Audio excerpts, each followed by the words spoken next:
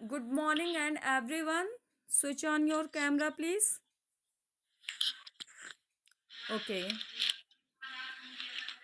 तो अभी हम लोग पत्र लेखन लेटर राइटिंग के बारे में डिस्कस करेंगे। जनरली हम लोग जब आप लोगों को कुछ दिया जाता है वर्क, तो आप लोग क्या करते हो कि जो भी रहता है उसको आप ऐसे ही लिख देते हो। तो ये चीज़ नहीं होती है। पत्र लेखन का भी एक विशेष तरीका होता है, और जिसमें आपको कोई भी आपको जो भी सूचना देनी है, उसकी भाषा सरल होनी चाहिए, स्पष्ट होनी चाहिए और प्रभावशाली होनी चाहिए। ओके। Yes ma'am. और इसमें यस मैम। आप लोगों को डेट, दिनांक और पता ज़रूर लिखना चाहिए। जैसे अगर आपका कक्षा कौन सी है और आपका रोल नंबर क्या है, किस स्कूल से हैं, ये सारी चीज़ें क्लियरिटी होनी चाहिए। और यस मैम। अभिवादन अभिवादन आप किसको संबोधित करते हुए पत्र को लिख रहे हैं। अगर आप अपने भाई या चाचा के लिए लिख रहे हैं, या स्कूल के विद्यालय प्रबंधक के लिए लिख रहे हैं, या आप विद्यालय की प्रधानाचार्य के लिए लिख रहे हैं, तो उसका अभिवादन भी होना चाहिए कि आप किसके संदर्भ में लिखा जा रहा है। फर्स्ट, इसमें आपके पत्र के दो प्रकार होते हैं बच्चों। एक होता है औपचारिक पत्र, जिसको हम फॉर्मल लेटर कहते हैं, और एक अनौपचारिक पत्र होता है जिसे इनफॉर्मल लेटर कहते हैं। तो फॉर्मल लेटर किसको लिखे जाते हैं? जैसे हमारे विद्यालय की प्रधानाचार्य हुई हैं, प्रशासनिक अधिकारी, या किसी प्रकाशक के पास हमें सूचना देनी है, या पुस्तक विक्रेता के को बताना है कि आप हमारे विद्यालय में इतनी पुस्तकों का दे दीजिए। या समाचार पत्र पत्रिका के संपादक या संपादिका को जो पत्र लिखे जाते हैं, ये फॉर्मल होते हैं। मतलब ये औपचारिक रूप से आपको उन शब्दों को संचय करते हुए, औपचारिक जानकारी देते हुए कि हमको इस संबंध में, इस संदर्भ में ये चीज़ें चाहिए हैं, इतनी संख्या में, ये चीज़ क्लियर होता है। और यहाँ इसके साथ ही एक और लेटर का लिखने का तरीका होता है, अनौपचारिक या इनफॉर्मल लेटर। तो इसमें क्या होता है बेटा? इसमें होता है कि अपने परिजनों, सगे संबंधियों, अपने परिचित लोगों को, या अपने दोस्तों को, या भाई बहनों को जो लेटर्स लिखे जाते हैं, ये अनौपचारिक होते हैं। इसमें कोई शब्दों की सीमा नहीं होती है, लेकिन इसको भी लिखते समय कुछ बातों को ध्यान में रखा जाए कि कम से कम शब्दों का प्रयोग करते हुए अपनी भावनाओं को अच्छे से अभिव्यक्त कर सकें। तो यस मैम। अभी इसमें अगर आपसे कोई पूछता है कि पत्र लेखन के कितने प्रकार हैं, तो आप क्या बताओगे, कितने प्रकार के होते हैं?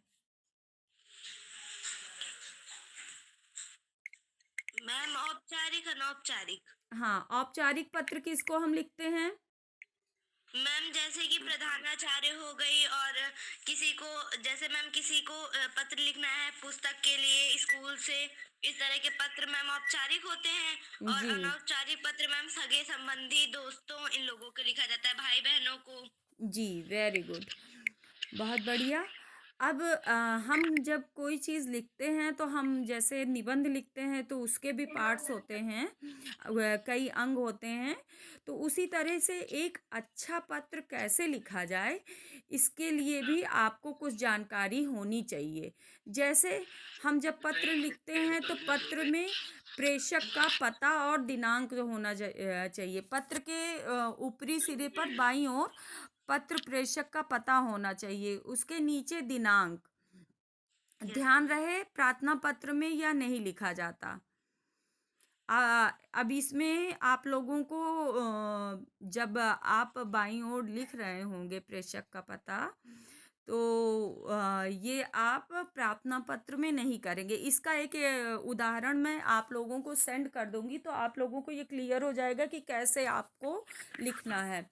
संबोधन यस या अभिवादन, दिनांक लिखने के बाद पत्र प्रारंभ करने के पहले नई लाइन में बाईं ओर पत्र लिखने के लिए संबंध के अनुसार उचित संबोधन किया जाता है। जैसे प्रिय मित्र, प्रिय अनुज, आदरणीय माताजी, पिताजी इत्यादि। ठीक है। उचित संबोधन लिखने के बाद नई लाइन से संबोधन शब्द के अनुकूल अभिवादन या शिष्टाचार संबंधी शब्द लिखा जाता है, जैसे सादर प्रणाम, नमस्ते, सादर नमस्ते, नमस्कार।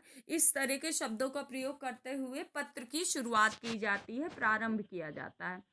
पत्र का विषय यस क्या मैम। है?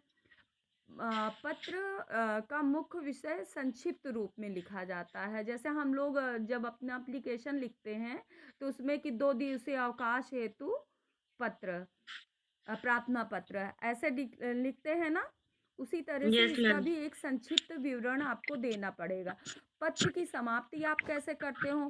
पत्र की समाप्ति में पत्र लिखने वाले और पत्र प्राप्त करने वाले के संबंध के अनुसार कुछ शब्दों का प्रयोग किया जाता है, जैसे कि तुम्हारा शुभचिंतक, आपका आज्ञाकारी, तुम्हारा मित्र, भवदीय प्रार्थी आदि। पत्र भेजने वाले का पता सबसे आखिरी में। पत्र भेजने वाले का नाम, पता और अन्य विवरण लिखा जाता है। सरकारी और व्यावसायिक पत्रों में हस्ताक्षर और नाम आदि के नीचे अपना पता भी लिखते हैं। जैसे कि अगर हम कोई सरकारी विभाग में कोई पत्र लिख रहे हैं कि हमारे जैसे सड़क खराब है तिलोई की, अगर कहीं की, तो आप ऐसे लिखोगे कि आदरणीय, आप जिसको लिख रहे हैं, जैसे आप किसी समाचार के लिए लिख रहे हैं तो उनका नाम इंडिकेट करेंगे, या फिर अगर आप डीएम को लिख रहे हैं तो आप डीएम के लिए उस चीज़ को इंडिकेट करेंगे। ठीक है बच्चों? Yes ma'am. अच्छा, एक चीज़ का और आप लोग ध्यान रखिएगा कि जब हम लोग परीक्षा में कोई चीज़ लिखते हैं तो परीक्षार्थी को अपनी पहचान बताने की अनुमति नहीं होती। जब आप हाई स्कूल या इंटर में पेपर दे रहे होंगे या एग्ज़ाम में जब पेपर देते हैं तो आप नीचे अपना नाम नहीं लिख सकते या रोल नंबर नहीं लिख सकते, और उसकी जगह पर जैसे हम लोग ABC या XYZ लिख एक्स देते वाई हैं। जेड मैम, मैम ने बताया था XYZ यस। लिखते हैं। हाँ, क्योंकि ये हमारे नियम होता है कि परीक्षार्थी को सिर्फ रोल नंबर से जाना जाए, उसके नाम या उसकी जाति या उसके रहने के स्थान के नाम से ना जाना जाए। इसीलिए इन सब चीज़ों को गोपनीय रखा जाता है, छुपाया जाता है और उसकी जगह पे XYZ करके लिख दिया जाता है। ठीक है बच्चों? तो यस मैम। तो इसमें आप लोगों को ये क्लियर हो गया है कि पत्र लिखने के लिए क्या क्या होना चाहिए। पता और यस मैम। दिनांक क्लियर होना चाहिए। जो संबोधन या अभिवादन कर रहे हैं वो व्यक्ति विशेष के अनुरूप होना चाहिए। जैसे आप अपने छोटे भाई को लिख रहे हैं तो प्रिय अनुज, मम्मी को लिख रहे हैं तो आदरणीय माता जी। इस तरह से प्रणाम और नमस्ते करते हुए पत्र का प्रारंभ करना चाहिए। ठीक है। और पत्र के अंत में अपना विवरण देने के साथ ही व्यावसायिक पत्रों में क्या दिया जाता है? पता भी दिया जाता है। नाम और पता देना जरूरी है, अदरवाइज आपका पत्र का जो रिप्लाई आना होगा, उसका जो आंसर आना होगा, वो आपको नहीं प्राप्त होगा। ठीक है बच्चों?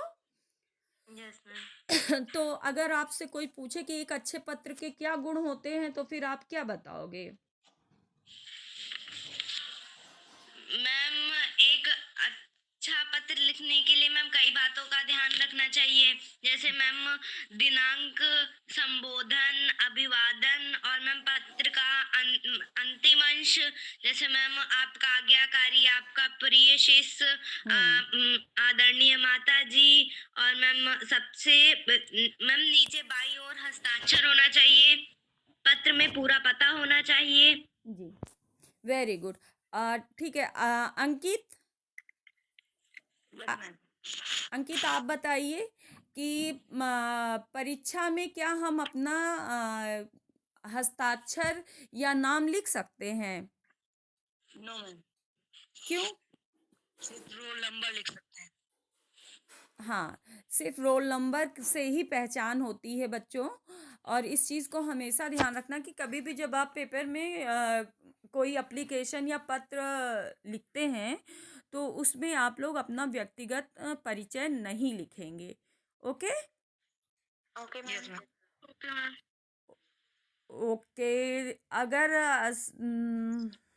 अब इसमें आप लोगों को जैसे कई तरह से आपके पत्रों का जो नमूने हैं, मैं आप लोगों को पिक्चर क्लिक करके भेज दूंगी, और आप लोग कोशिश करिएगा कि अच्छे से उसको आप प्रैक्टिस कर लें, कि जब कभी भी आपको लिखना हो तो इसमें आप लोगों को कोई भी परेशानी ना आए।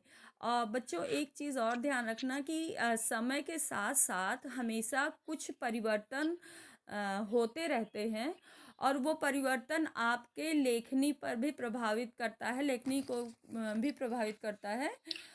जैसे कि पहले जो हमारा पुराना प्रारूप था विद्यालय में एप्लीकेशन देने के लिए, प्रार्थना पत्र देने के लिए, वो थोड़ा सा भिन्न था, और जो वर्तमान समय में है उसका थोड़ा सा चेंज है। तो आप लोग इन चीज़ों को भी ध्यान में रखिएगा कि समय के अनुरूप जो जिस शैली या विधा में जिस तरीके से आपसे मांगा गया है प्रश्न, उसी के अनुरूप ही आप उत्तर दें। ठीक है बच्चों? Yes ma'am, yes ma'am. Okay, तो अभी आज के लिए हम लोग ये अभी आप लोगों को सेंड कर दे रहे हैं।